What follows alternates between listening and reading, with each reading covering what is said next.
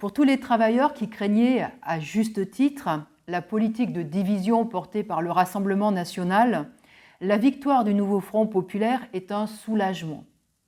Mais sauf une explosion sociale venant de la classe ouvrière, ce soulagement sera de courte durée.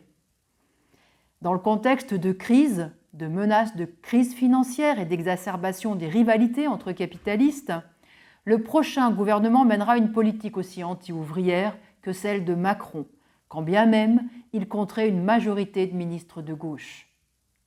Le nouvel attelage gouvernemental ne protégera pas non plus les travailleurs d'origine étrangère du rejet, voire de la haine raciste.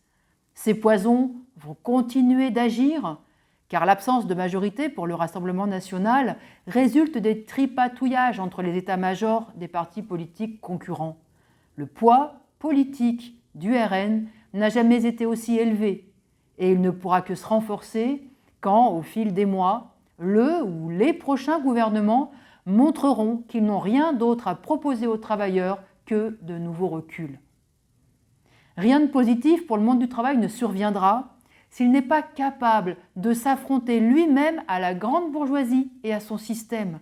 Il faut que les travailleurs retrouvent le chemin des luttes collectives et la conscience qu'ils ont la force de le faire sans se perdre dans la recherche d'un sauveur suprême qui n'existe pas.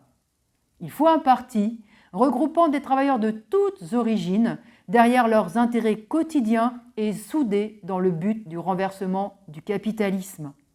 Car la société capitaliste ne fonctionne bien que pour les milliardaires et la bourgeoisie. Le monde du travail, lui, doit suer profits et dividendes pour que cette minorité s'enrichisse, en respectant bien sûr ni les hommes ni la planète.